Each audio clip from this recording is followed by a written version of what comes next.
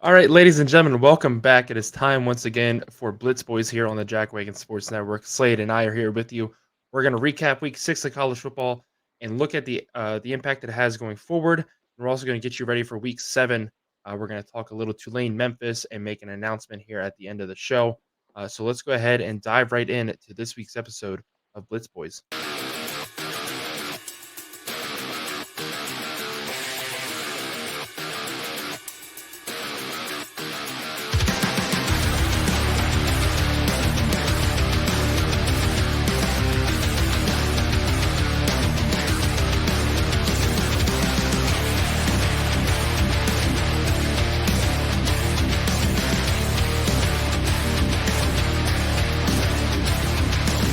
So, like we led off the show, we had an amazing Week 6. It seems like every week of college football is just getting better and better. Now, looking ahead to Week 7, I mean, implications are getting higher in some of these matchups, and this is what we love about college football the most is every week matters a little bit more. And just when you think, okay, we're gonna have a down week, my team had a bye week last week. I was like, oh, it's gonna be relaxing. And I was on the edge of my seat. Went to a football game. And now this week, Penn State plays UMass. It's like, you need a little break here. It's not going to be that way. We have a lot of fun matchups this weekend. But let's go ahead and look back at Week 6. I think the biggest storyline coming out of Week 6 was Miami's choking of their game against Georgia Tech. Um, I mean, they struggled the entire game. It was an ugly game, and it was one of those that you expect just out of every team. Hey, we're going to turn the ball over a couple times. We're going to struggle, but we'll find a way to win at the end of the game. Looks like that's what Miami did. And then all of a sudden, with 30 seconds left, all they have to do is take a knee, and the game is over. And they run a play. Granted, when you look at the replay, the guy is down. I'm not arguing that, but he fumbles. They review it and they upheld it.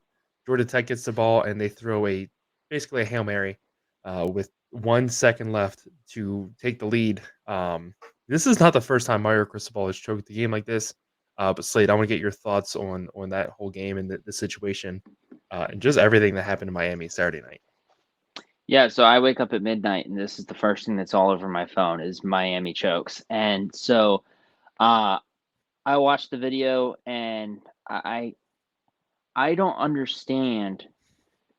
I don't think it matters what level of coach you are. I think if you're winning and it's an important game, you're Miami, you're ranked, so all games are important at this point, Mhm. unless you're 2-5 on the season and you're trying to do something, uh, you know, lesson wise to the guys or something like that different. But I mean, you're undefeated on the season. You're ranked. I think 2 minutes left.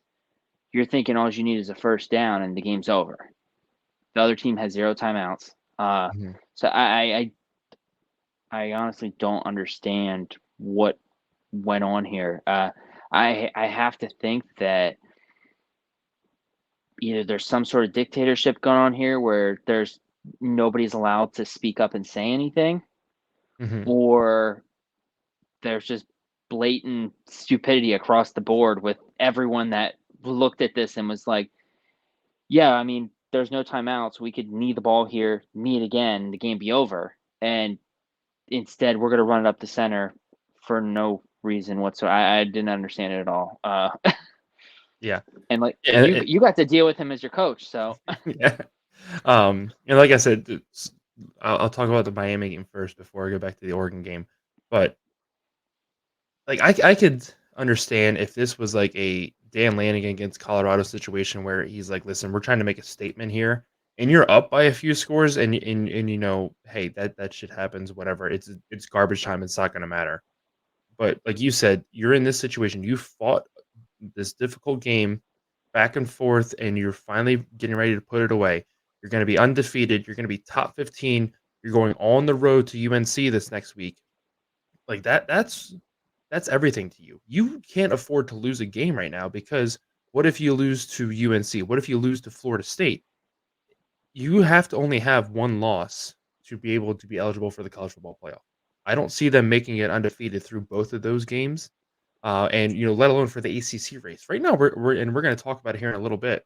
Um, but there's three undefeated teams in the ACC right now, and none of them play each other. And so, having one loss, is going to be a huge deal if you're trying to keep your name in that race. Now all of a sudden you lose to Georgia Tech on a bullshit play call. And like I said, I don't see them making it through both UNC and Florida State undefeated. I mean, we'll wait and see, but um, yeah, it was just a stupid play call all across the board. And he did the same thing in 2018. Oregon was playing Stanford. The game was at Oregon. Hard fought game, back and forth the entire way. It was ugly on both sides of the ball, but Oregon's grinding out this win. They get the ball back. They just need to kneel it out. They had to get one first down. We got the first down, and rather than starting to take a knee there, Stanford had one timeout left. So they could have stopped the clock one time, but there was enough downs and enough time. We could have just kneed, and the clock would have ran out. They run the goddamn ball. CJ Verdell fumbles it. Stanford recovers. They go down, they kick the field goal to tie it, send it to overtime, and then we lose in overtime. And that's I said this, and I've been saying this all week on like the other videos I've been making. Cristobal is a wonderful recruiter. He's one of the best recruiters in the country, and especially in Miami. He grew up in Miami. He played for that school.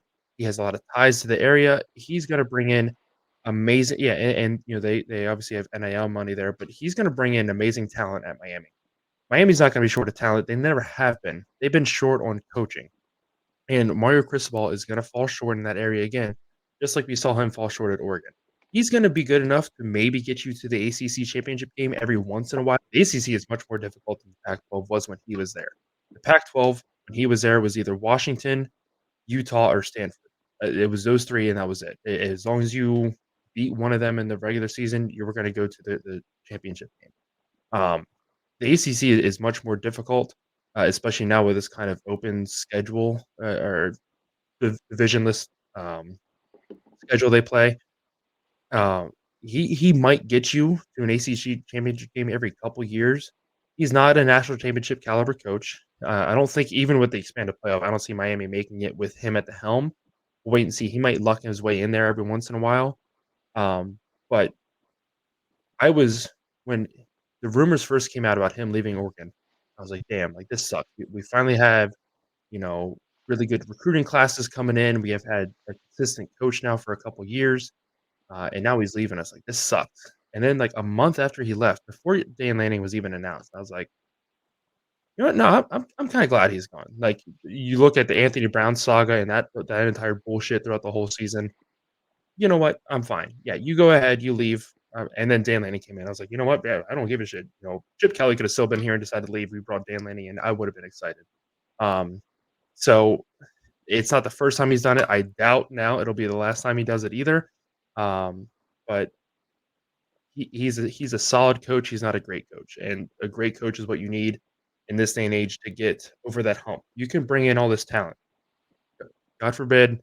Let me talk some trash on Jimbo Fisher really quick. Again, excellent recruiter, and I understand he won the championship in 2014, but he's out of touch, and that's the point I make about Jimbo Fisher. I'm not saying Cristobal's out of touch, just saying he's not that good of a coach in general, and that's why Miami will never really get over the hump in my eyes. Um, from one team getting their first loss to a team that got their first loss earlier in the season, we're going to talk about Alabama here. We were rode off Alabama a few weeks ago. They had this loss to Texas. They go on the road to USF. They looked ugly. They barely win that game. Rest of the season, their outlook was very bleak. Maybe they're gonna finish 2nd or 3rd in the SEC West. There's no way they compete for the SEC. Here they are, they're sitting. That one loss looks pretty good still. Obviously, Texas just got their first loss, but it's a 10-point loss at home to Texas. That's your only loss right now. Their schedule ahead doesn't look horrible. They have 3 ranked opponents left, and then obviously the rivalry game against Auburn. Um, this team has been looking better every week since that loss. They looked ugly against USF. They improved, they improved, they improved, they improved. Do you think Alabama is climbing their way back into the college football playoff conversation, or where do you see Alabama right now? Um, so it's a really weird position for them because Georgia might not be tested in the regular season after the game that we just saw this last weekend. So they could go into the SEC championship against Alabama and get upset by Alabama, because at that point that would be an upset. I mean, Georgia's defending 2-time national champ going into that game, and so I think that they could get there, and that's a possibility. I think this is the first time in a long time that the Alabama offense needs their quarterback to perform great for them to be able to win. I think that for a while, like AJ McCarron, or sorry, McCarron, Mac Jones, like with those teams, they relied on the defense and the run game really, and you didn't really care about the quarterback. Then they got to Jalen Hurts and Tua, and it was like, okay, the quarterback can run and throw the ball, and this is much different than what we were used to with Nick Saban. And now they've kind of stuck with that. They're looking for someone that's able to run the ball and throw the ball. Jalen Milroe, he just makes mistakes, and it's tough. And this past game, he played a great game, but still threw a costly pick. I think he only had like 9 incompletions. He threw for like 300 yards and 3 touchdowns. I mean, it was a great game by him, but can he keep that up every game for the rest of the season with 3 very important games like you had just mentioned? I don't think so. So I think that, should we write them off completely? Maybe not, because anything can happen. But I don't think that I think at this point there's like a 10% chance that they even make the SEC championship. Yeah. And I agree. It's a difficult road ahead. But I will say Milroe has just like the entire Alabama team. He's improved and looked better week over week.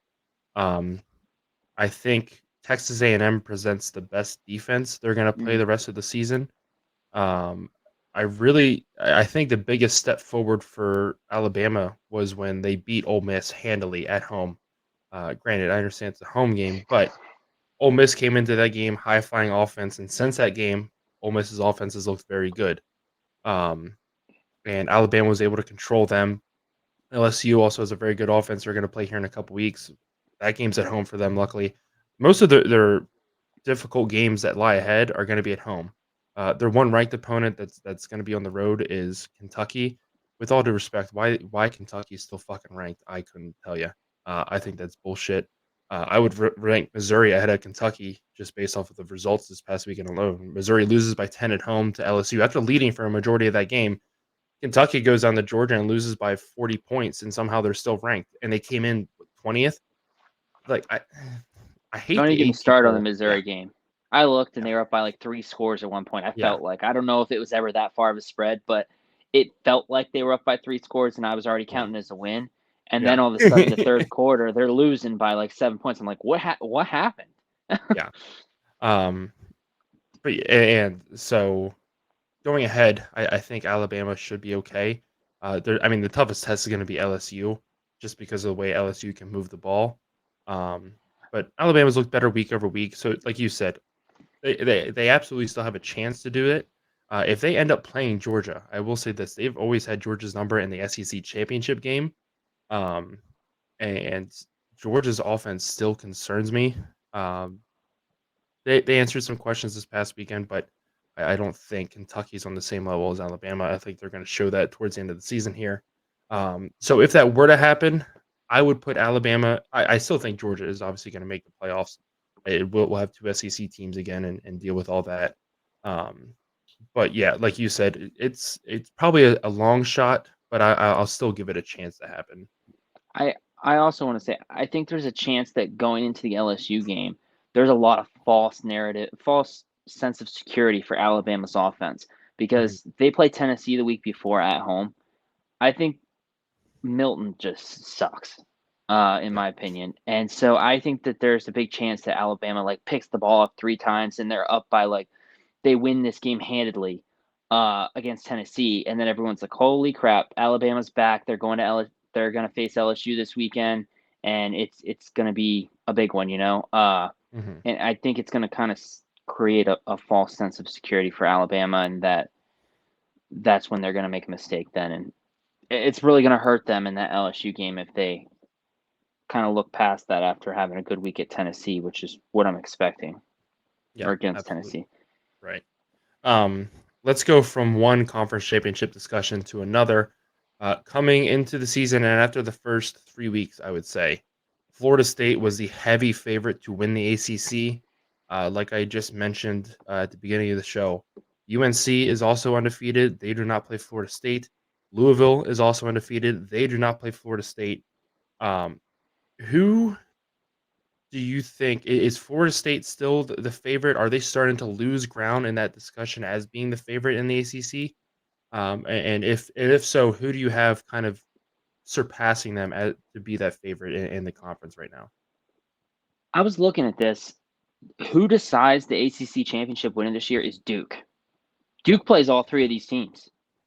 So, I mean, whoever Duke uh, plays their worst against, I feel, gets the guaranteed, bid into, bless you, gets that guaranteed, like, yeah, you're definitely the number one team, because uh, these teams, two of these teams could lose to Duke for all we know. I mean, it could be one team, it could be two teams, it could be none of them. But if two teams, if none of them lose to Duke, I don't know what the heck they're going to do because their Yeah. schedules the rest of the season are not all that difficult. So you could possibly have three undefeated ACC teams. Uh, So the way it works out is, um, there will be a I don't know how they exactly it's like a decide point who's system, right? who's gonna be the number 1 team, but they said there's even if there's a three-way tie, there's a clear number 1 team, and then the tiebreaker is for 2nd. Um, and then they'll look at obviously, if you played head to head, they didn't, um there was another kind of, like, statistic they look at, um, but again, it doesn't matter if they don't play each other, and then it comes down to, like, your strength of your schedule essentially in the conference. So, like, who did you play in the conference, and how does that stack up to the other teams? And I think it's win percentage of your opponents that you played. And so if it comes down to that, it's like you said, not only does it come down to Duke, but it's also going to come down to Clemson because everybody plays Clemson as well. And it'll really depend on that.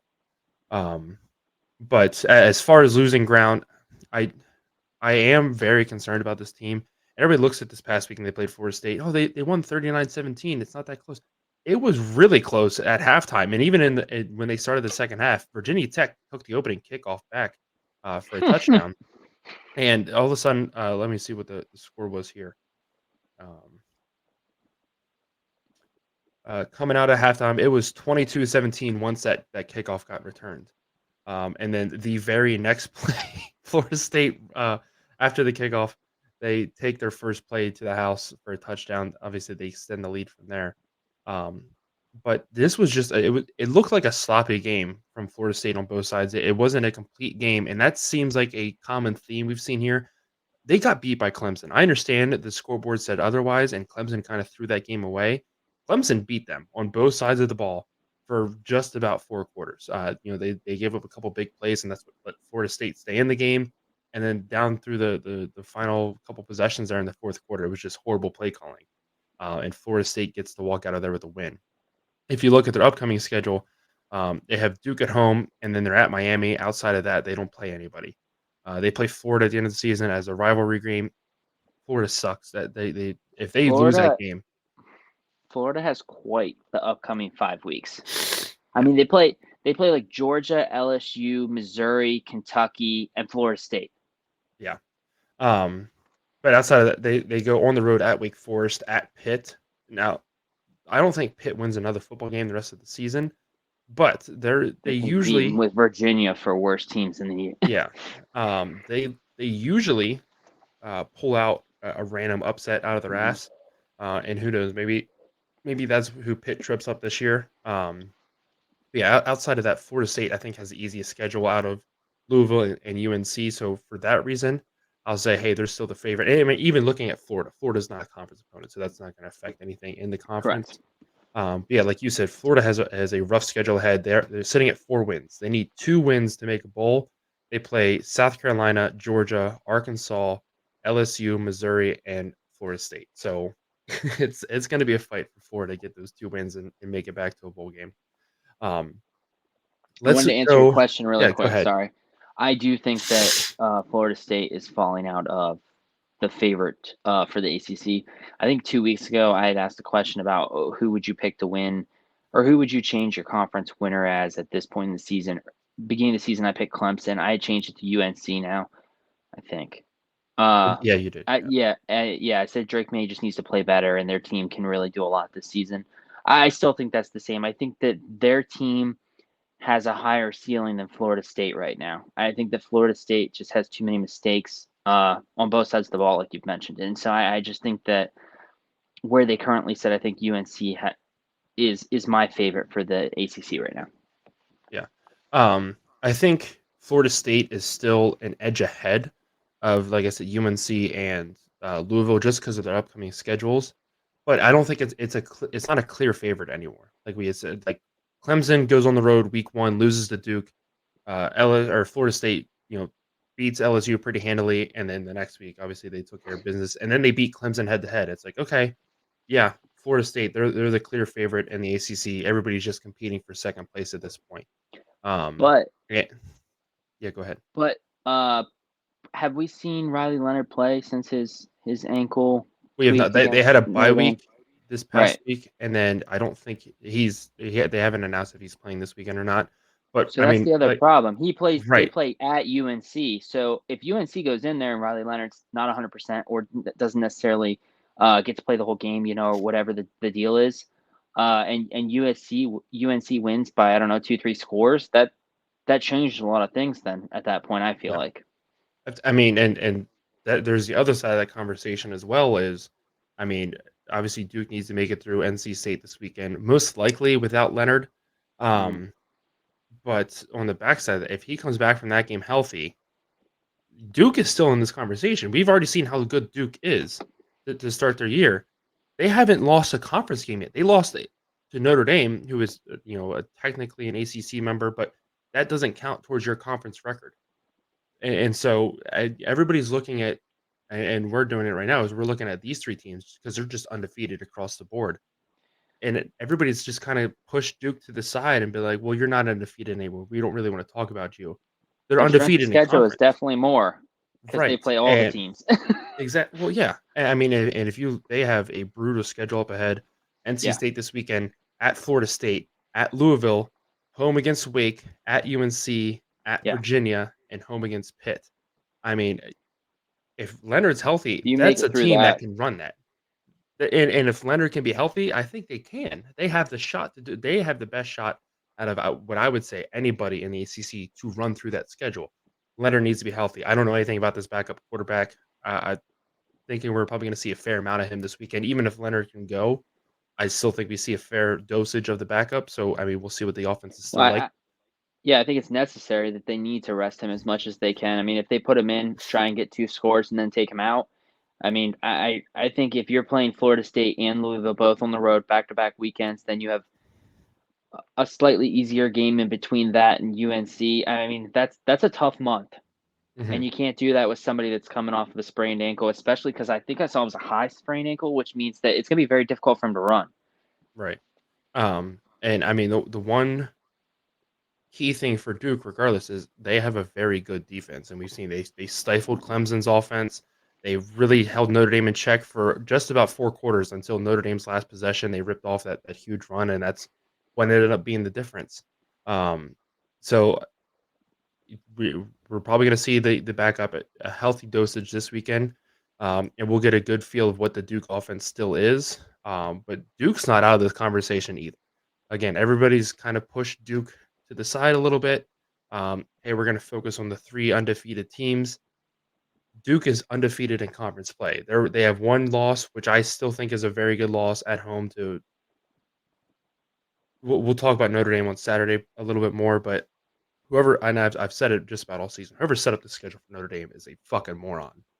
Like, why would you go over to Ireland, come back, and then you continue to play 6, 7 straight weeks, and then you throw 4 top 25 opponents in there? Obviously, they didn't know who was going to be ranked, and I don't think anybody really had Duke being ranked coming into the season or Louisville with all the uncertainty around those programs. But and now you have to play USC at home, the defending Heisman winner. The AD is a fucking moron at Notre Dame, and that's all I'll say. But They're I'll also playing all over the country, West Coast, East Coast. I right. mean, wait, did they play And USC on the West Coast or did they play at home? they play at home this weekend. Oh, never mind. But I mean, later this season they go to Stanford, Yeah. um, but yeah, the schedule just doesn't make any sense to me. And you're not doing yourself any favor by not giving yourself a bye week earlier. And now you're going through the most grueling part of your schedule, absolutely drained from again flying over to Ireland and then not taking a week off. And Maybe they and- heard that the formula for the Jackwagon Sports Top 25 really, really is affected if you take a week off. And so their yeah, AD was like, "Yeah, we can't let this affect our rankings. We need to keep it up there. Even if we take a loss, a close loss to Ohio State, that's better than taking a bye." yeah. Well, then they go on the road and they get blown up by Louisville. Um, Yeah. so let's go ahead. Let's move off of the ACC. Let's talk a little Group of Five. Let's look at the Mountain West Conference, which I think is one of the most fun conferences to watch so far this season. I've talked at length so far about Wyoming, how they always beat Texas. I like to bring that up as much as I can. Um, but we had Fresno State go through a couple Power Five opponents at Purdue. They also played Arizona State. They were undefeated until this past weekend when they lose to Wyoming on the road. Air Force is still undefeated. UNLV is undefeated in the conference. Their one loss is on the road at Michigan. This is a stacked conference, and let's not forget Boise State is still a pretty good football team. They had a rough start to the year, but they're undefeated in the conference. Um, who do you have winning this conference? Because it looks like every week there's a new front runner week over week. Who are you going to take? I think this is pretty easy. I'm sticking with my guns. I think if I think if Fresno State was undefeated, if they had won this previous game, I would be a little bit more weary on picking Air Force because um, Air Force plays Boise State last game of the season. That would be a close game that they could possibly lose. And Fresno State plays them earlier, and they play them in like 2 weeks, I think. So if they were to win there, it puts a lot of pressure on Air Force for the last game of the season. But I just think the Air Force's offense, I mean, they're literally run the ball for like 380 yards a game. It's just rough. I think that they open this weekend against Wyoming at like 10-point spread. I think their offense is much different, and I think their defense is doing a lot better than previous years. So I'm just gonna go with Air Force. I picked them at the beginning of the season. I'm hoping that maybe this is the only conference I don't have to switch up my pick throughout the whole season. So I'm gonna stick with them. Yeah. I'm going to go with Air Force too. And what I did is I looked at those five teams. I looked at their schedules upcoming. And again, this has just been it's going to be a roller coaster the rest of the way through. So I tried my best. Air Force, they have Wyoming and UNLV at home, and then like you said, last game of the year they're at Boise State. Um, Fresno State has UNLV and Boise at home, so that helps them out. And the thing to remember here is the Mountain West has removed divisions from their conference as well, so it's just the top two teams will play each other at the end of the season for the championship. I think we're seeing Air Force and Fresno State in that game because you look at Wyoming upcoming at Air Force, at Boise State, and at UNLV. Um, UNLV is at Fresno State and at Air Force, and then obviously they have the game at home against Wyoming, and then Boise State has a pretty lenient schedule going forward too. Wyoming and Air Force at home, and then at Fresno State. I say lenient, I just mean that they don't have to travel as much. So I ranked the five teams. Air Force was number one for me. Fresno was two. Boise was three. Wyoming was four, and UNLV was five. But yeah, like you said, I still like um, Air Force to win the conference. And Fresno State's not a bad team. They lose by 5 on the road at Wyoming. We've spoken at length how good Wyoming is, Mm-hmm. and so it's going to be very fun to watch this. I've said it before, and I'll continue to say this throughout the rest of the season. Watch Mountain West football because, goddamn, is this fun to watch. Um, Over to the Big 12, the two teams leading the Big 12, they had the biggest game in the Big 12 this past weekend. We had Oklahoma and Texas in the Red River Shootout. Um, the immediate talk after the game was these two were going to play again in Dallas, across the street in Jerry World. Um, do you believe that's the case? Are we going to see Oklahoma and Texas in a rematch in December? And who do you think, if that is the case, who do you have as your best chance to disrupt that? Who is going to stop that rematch from happening and slide their way into that game? Um, Yes, I want the rematch to happen. I need it to happen because I think it's just for I'm our sure. like our bet. Yeah. I think it's impossible for Texas or Oklahoma. I mean Texas for our bet to walk into the SEC and have a chance at competing for the SEC championship right away. I think that the Big 12 plays much different football than the Yeah. SEC, and I think it's very apparent anytime those teams actually match up in bowl games and whatnot. I think BYU has the best chance of disrupting this. They play both teams. Um, I think that they have the best offense that both teams will face the rest of the season, in my opinion. And so I just think that one of those games, their defense needs to play better than what they've been playing. Their defense is average, in my opinion. BYU is, but I think that if their defense just steps up, picks a couple of picks a pass off, causes a fumble, something just to take a score away from either of these teams in that game, I think it's a chance to kind of flip the narrative, get the momentum going, and kind of run with it. Do I think that's going to happen? No, I think that these two teams are going to put up another classic game at the end of the season. Yeah. I agree. I think these two are headed for that rematch. Um, I don't think BYU really has a shot at it, and the reason why I'm saying that is BYU got handled pretty well by Kansas, who turned around and got handled by Texas the next week. There's two teams I'm kind of looking at. You're gonna laugh at the one, so I'll go with the more serious one first. Uh, I don't know if I can You're going to say say more Oklahoma serious. State? No, I am not. I don't know if I can even say more serious considering how we talked about this team to start the season. But one of the team I'm looking at the most right now is West Virginia. They have a pretty generous schedule. They have a lot of injuries right now they're dealing with, Their so offense it sucks. it does. But their defense has stifled a lot of these opponents, and they looked very Mm-hmm. good. Very true. They're undefeated in the Big 12 right now. Mm-hmm. And their biggest test is they're going to play at Oklahoma November 11th. I mean, could you imagine them going into Norman, Oklahoma, and pulling off the upset of the century? And now all of a sudden, again, they're still undefeated, and then Oklahoma would have one loss, but they'd have a tiebreaker over Texas to get back into. Um, and we've gone from talking about Neil Brown, how he's not making out the season, not getting fired, and now again a long shot. Um, my second choice to do it, and this is where you're gonna laugh at me, is Texas Tech. Um, this team, ever since Tyler Shuck went down, has almost looked reborn on offense. Their Mm-hmm. defense is still as good as it was, all season. They have one loss right now in the conference. That's on the road at West Virginia. That's where Tyler Shuck got hurt. Um, they've looked very good ever since that happened. And you look at their upcoming schedule; it's pretty grueling. They have Kansas State at home. They're at BYU, at Kansas, and at Texas. So, I mean, is it a long shot? Yeah, that's a really difficult schedule for them to get through with the opponents they have coming up. Um, but I think those Is two it have the though? best shot. I think that you're right. I think that schedule's easier than West Virginia, having to play Oklahoma. Really, I think so. I think that Kansas is by far their hardest opponent the rest of the season. I mean, Kansas State, I think that what about Texas? They play Texas.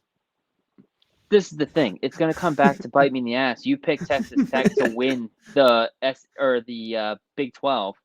They'll lose to like Kansas, and then they'll beat Texas at the end of the season. It'll end up being, like you said, West Virginia versus Oklahoma for the Big Yeah. 12. It'll piss me off so much. Texas Tech will win, and they'll end up like, I don't know. Arch Manning will play. He'll throw 3 interceptions after Quinn Ewers gets hurt. It'll happen. Yeah. So, no, but again, I mean, these conference races for the rest of the year are going to be a ton of fun to watch. Mhm. Um, let's look at the NCAA as a whole across the board at week 6. Who do you have as your most disappointing team of week 6? I gotta say Miami. I think that this would have been a marquee undefeated matchup, ACC big time matchup coming up this weekend, and they they shit the bed. There's no other way to say it, really. Um, I also think that this was the year that Texas A&M had the chance to beat Alabama, and uh, unfortunately Milroe came out and played what I think is one of his top 2 games of the season. So I just think that it was unfortunate for them there. They had the chance to step up and they didn't do it. Yeah. I have a couple picks here as well. The first is going to be Notre Dame. Again, such high expectations. Their offense, week over week, has just continued to fall flat on their face. I really don't think the offensive coordinator is working at. Again, 3 weeks in, looked like he was the guy for the job. That offense looked great. They've really struggled against high caliber opponents, and that's not what you want to see. My next pick is Maryland. They looked so good in the first half. They made a couple mistakes here and there, but still, they looked like a team that could win that game.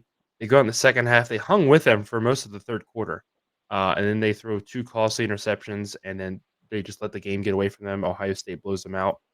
Maryland's better than that, and I said this all last year and almost came true. I'm going to say it again this year.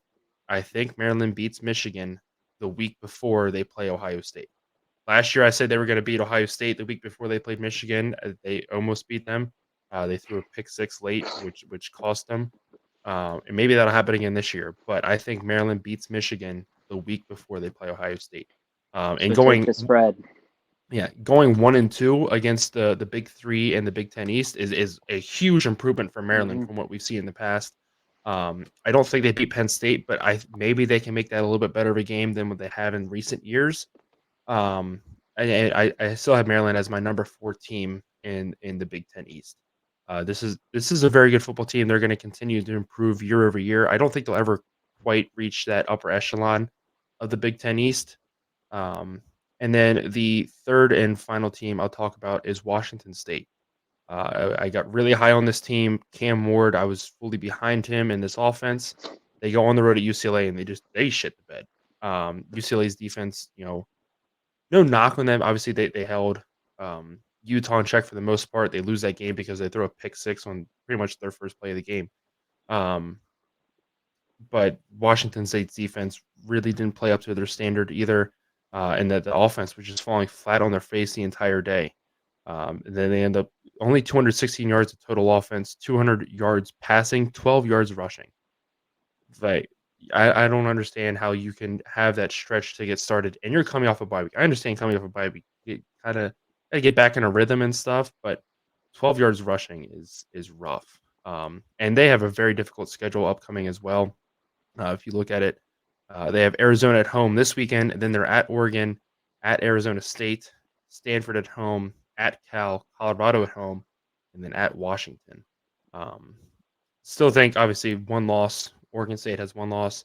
They're not out of the Pac-12 hunt by any means, but not the result that you want to see going on the road against, I think, a mid-tier UCLA team. Flipping the coin, who is your? No, go ahead. It looks like you were going to say something. Maryland's getting good because I can't remember the last time Penn State has played at Maryland and it wasn't a Friday night game. Penn State hasn't played a Saturday game in Maryland in a long time. It's always a Friday night game. It's always Penn State fans in the stands. Their students and their fans don't show up. Their team is really rallying around, or their fans are really rallying. The team's there. They're starting to get actual TV time on a Saturday. It's crazy what recruiting can do. I mean, you bring in a talented quarterback and put some key pieces around him, and all of a sudden there's a team there. Yeah, absolutely. But flipping the coin for your most disappointing teams, who was your biggest surprise or the team that impressed you the most in week 6? So first one is Wyoming. I didn't see it being that big of a difference in score. And then the second one, I gotta go Georgia. I mean, everyone's been, including me, has been like, I don't know. Maybe I'll move them to 3 just because they've won the last 2 years. But they just go out and they're like, oh, did you forget this? This is what we've been doing for the last couple of years. We're the new Alabama. Get used to it. We've just been kind of slow rolling you, and now we're going to go out and score 60 points just to show you that we can do it. I think they score 51, but same thing. Yeah, 2 teams that impressed me. The first is NC State. I was very harsh on them coming into this game. And I knew they were changing their quarterbacks, but I really didn't think it'd make that much of a difference. I knew Brendan Armstrong sucked. I didn't realize he sucked that bad. They had over 400 yards of offense for only the second time this season. The first time they did that this season was against Virginia Military Institute. They put up 48 points against what I think is a very good Marshall team. And now this is an NC State team I have a much brighter outlook for. And they have had UNC's number the past couple years in that rivalry game, the last week of the year. Could you imagine UNC going into that needing to win to make the ACC title game, and NC State gets a chance to play spoilers? They would love nothing more. Um, and I mean, you look at UNC last year; they made the ACC title game. They lost to NC State the week before. Um, the other team that really impressed me, I gotta say it, Oklahoma. We knew that they were a good football team. Obviously, we saw their offense in week 1 put up an ungodly amount of points, but they had sputtered, and they didn't look like a complete team in some of the games they played since then. And then all of a sudden, I say on the road, obviously the game's in Texas. It's the halfway point, but still, you're not playing at home. Um, they go down to Dallas, they play Texas, and they played a full physical 4 quarters. They stuffed Texas on the goal line, I think twice in that game, forced Texas kick a field goal one time. Texas went for it Hmm. on 4th down the other time, didn't get it. Um, so, I mean, huge result for Oklahoma, and again, all the talk was on Texas coming into this game. Texas is so good, they beat Alabama and all this other shit, and they go out and they all of a sudden, we're putting Oklahoma's name in the college football playoff race. So, I mean, I think they really impressed me this week as well. Let's go ahead and look at our updated picks and cash out standings. It was a absolutely horrible week for us. The best record out of all 3 of us was Nick. He went 8-6. Slade and I both go 6-8. We're Slade's 3 games back. I am 9 games back. Need some big, but the problem is even though we're picking more games, it's harder to try and pick different because I don't want to fall back as many games, but obviously it's not working. Well, Um, also when we pick more games, some of them are much larger spread games where it's everyone's picking the same team, or mhm, you're trying to get the different pick, and it's a long shot. right. Um, Looking at our updated cash out records, Nick falls to 9-6. Slade, you're at 4-10-1. Um, and I am still at 500. I'm at 8-8. I was the only one of us to get a win this weekend, and I went 1-1. It was a rough weekend across the board for all 3 of us. None of our upset alerts hit. Biggest upset weekend of the year. None of our upset alerts even covered the spread. um, it's a week. As much as we loved watching all the football and everything unfold, it was a week for us to forget in terms of our picks. Um, Before we move on to this upcoming week, let's go ahead. Let's look at the updated Jack Wagon Sports bottom and top 25. We have a new worst team in all of college football. Uh, Kent State passes Nevada for the simple fact that Nevada didn't play this past week. Um, Now, looking at the bottom 25, you want to have a green number. That means you're coming down these rankings. You don't want to be in the bottom 25. If you have the red number, that means you're going up. Um, so Kent State is your new number 1 worst team in the country. Vanderbilt, Baylor, Bowling Green, Central Michigan, and Louisiana Monroe join the rankings. I want to ask a question. So Yeah. UMass is number 4. Penn State's going to come in somewhere around 6, 7 because that's where they're going to sit all season. At least until they face Michigan or Ohio State. These 2 teams play this weekend. 41.5 is the spread. 54.5 is the over under. What are your thoughts on that? I like the over. I would definitely hit the over on that. Yeah. Um, UMass, their offense is absolutely horrible, but they do have a semi-competent defense. I don't want to say good because obviously Penn State's going to go out there and shellac them all over the field regardless. Um, I I question the 41.5 point spread. I think Penn State can cover it, but like I said, if UMass gets 2 or 3 stops, I think that puts that spread in jeopardy. I think come garbage time, UMass could squeak out like a touchdown. Um, See, I'm going so yeah, complete opposite. yeah. I think that Penn State maybe is like 31-7 with 7 minutes left in the game, and they just try and force a touchdown because James Franklin's been trying to hit the spread in every game. and it ends up being like I don't know, 38-7, and they don't hit either of them. Yeah. I could really see that happening. I mean, Auburn beat this team like 54 or 56-28. Hmm. So Penn State realistically should be able to give up half of that. So you would think 14 points and at least be able to get the 50 some points. But I don't know, dude. They Yeah. they play their offense very slow. It it's like they're trying to run the timeout. I don't know. Please let us not get our ass kicked that bad. Um, I mean, Mario Cristobal takes notes. so like I said, we had teams join the rankings. Team that climbed out of the bottom 25. Navy went from 108 in the country to 106. UTSA went from 109 to 96. Northern Illinois went from 110 to 76, and UAB went from 112th in the country to 97th. Let's flip over to the top 25.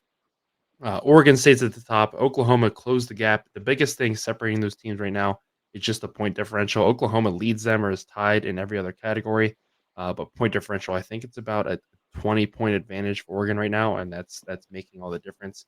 It's a solid, I think, full point separating once everything gets averaged out and all that. It's a full point divided or separating Oregon and Oklahoma. Oregon is going to play number 7 Washington this week, so that's obviously going to cause some shakeup in the top 25. I think the biggest surprise to me was Miami losing and not moving a single spot in this. But teams that joined the rankings, we had Toledo, UNC, and UCLA. The teams that fell out, Syracuse went from 13th to 28th after getting another loss. Tennessee went from 25th to 26th, just simply because they didn't play. And then Kentucky went from 14th to 37th, losing 23 spots, proving just how fraudulent they were. Um, so that is the Jack Wagon Sports Top 25 poll heading into week 7. It's time now for our favorite thing to do. We're going to do another top 5 draft. Today, we're going to draft our top 5 mascots. You have the one cash out win for this week, so it's an easy way. You start first. All right. Fine. I'll go first. I got to take my obvious one here. I'm going to take the Oregon Duck as my number 1 pick. You know, I looked up 3 different websites for the top like 50 mascots, and he's the number 1 mascot on all 3 of those websites. Damn right, son. Uh, I think I'm gonna go with Bevo. Texas. Yeah. My number 2, I'm going to take BYU's Cougar. Dude is acrobatic as hell. I love his like little quarter break show stuff. So I'm going to take BYU at number 2.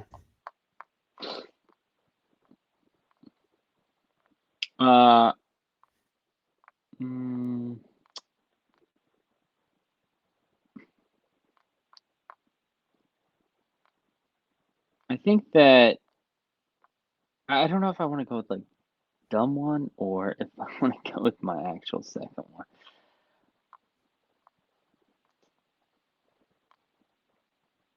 I'm gonna go. Sorry. I'm gonna go with Billy the Warrior. It's Hawaii. I saw that picture absolutely terrified me when I saw that. But yeah, I think that's a great pick. My number 3, it's an out there one. I'm gonna go with Big Red from Western Kentucky, just a big red blob that runs around. I think it's hilarious, and I love him as a mascot. So that's gonna be my number 3 pick is Big Red from Western Kentucky. I was contemplating if I wanted to go that way with Stanford Tree, and I was like, nah. I really like Stanford Tree and mascot NCAA football. Yeah. For number 3, I'm gonna go with Uga. Georgia. I mean, he survived Bevo, an attack from Bevo. So He I really think did. he's deserved. I think that's like I think it's like. I think it's an ungodly number. I think that's like the 11th Uga. I think so, yeah. It's like I remember I think it was 2007, somewhere like mid to late 2000s. Georgia played at Arizona State and they took Uga out there. and he had to like have an air conditioned box, and he was like dying on the sideline. I was like, "You're out of your mind." It was like or early September. I'm like, "Why are you taking that dog to Arizona?" So Like, that's like in God damn. everything now. His like little box thing travels to with them, Yeah, and so it has an AC unit in the back of it at all times, which is crazy. That's probably when it started. yeah. Um, my number 4 pick, I'm gonna go with Florida State Chief Osceola. I love the tradition of him coming out spiking the flaming spear at midfield. So that's gonna be my number 4 pick. Like it. Um,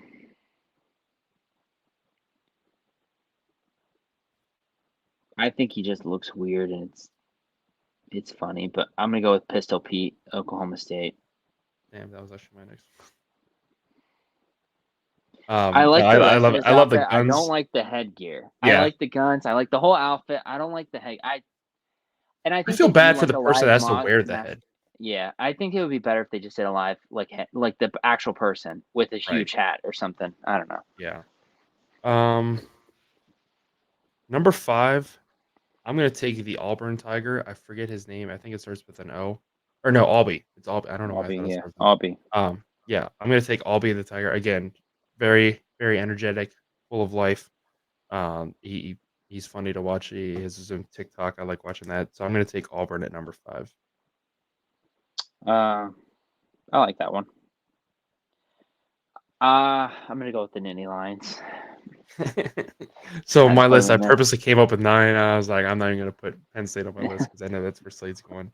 Yeah. So yeah, that'll do it for our episode this week. Thank you guys as always for checking us out. Friday night, Slade and I will be live on our YouTube. We'll be live streaming a watch along for Tulane at Memphis. Who you Oh got? my God! Oh shit! Hold on, we're gonna back up here. We forgot to talk about We could Slade and start the show Memphis. like that. We could start Yeah. like that. So We'll let's preview this on Thursday on Friday. so let's talk about Tulane at Memphis. Like I said, this is what we'll be watching Friday night. This will be 7 o'clock on ESPN. This is when we're going to start our live stream. Obviously, we can't show the game, but Slade and I, um, as a group, we're going to put a bet on the Tulane money line. I believe Hmm. that's what the Wheel of Destiny decided. And then Slade and I are also going to come up with competing bets to keep some energy going. We got a full show planned for you guys, so we're not just sitting there staring at the TV this week. So we hope you guys come over there and join us. It'll be a lot of fun. Hit us up with your college football questions. We'd love to talk about it. Um, Nick is going to take Tulane in this game. Slade, who do you got in this matchup? Yeah, I'm going opposite. I think this game is going to be has the opportunity to go both ways, and so for that reason, I just took the home team. I think it's a Friday night. I think that the atmosphere is definitely going to play a factor here, and that's why I went with the home team. Yeah. Um, I agree. I think this is going to be a very close game. I think it's going to be back and forth. The home atmosphere might give a little edge, but I give the benefit of the doubt to Tulane's defense. They're currently ranked number 24 in the country. But they have the number 9 rushing defense. Memphis's one loss this season came against Missouri, and Missouri really stifled their run game. And Tulane has a much better rush defense than what Missouri does. So if they can kind of limit Memphis's run game, force them to throw the ball, make them one dimensional, is going to make Tulane's job a lot easier on the defensive side of the ball. And then obviously you have Michael Pratt, who I think is one of the best quarterbacks in the country. We already saw when he missed one game, they lost, not big, but they lost a big game to Ole Miss at home. I think if he plays in that game, I think Tulane wins. I think it's that simple. So I'm going to take Tulane in this matchup, but it's going to be a lot of fun. So make sure you join Slade and I Friday night, 7 o'clock on our YouTube. We'll be live. Hang out with us. We'll have trivia, a bunch of stuff going on. We'll be drinking some beers, and I might do some shots if Tulane starts winning, depending on what Ooh. our competing bets are going to be. Oh, wait, Um, wait. Should we do that? Should we do some sort of score equals something? I'm down Like for your that. team, we're picking opposite teams, so Yeah, I mean, I no, yeah, really hope Memphis doesn't score like 50 points, but oh yeah, no, yeah, it's gonna be or a rough maybe Friday like morning for if the LA other football. team scores, you have to drink. I don't know, something. We'll figure it out. Yeah, we'll work on that, and then obviously, but Hope you guys join us Friday night. As always, thank you so much for checking us out here tonight. Or I'm recording tonight, but whenever you watch this, we've released college football content weekly on our YouTube. We're doing multiple videos now. We put out the college football stock market every Monday, and then Tuesday afternoon we put out the weekly college football awards. So make sure you guys check out those videos as well. And then obviously our Friday night live streams we've begun, and then our Saturday morning Out of the Tunnel show is still there. So make sure you guys check us out. I'll stop dragging out this exit. We will see you guys in the next video and hope you have a great rest of your day. Yes, sir.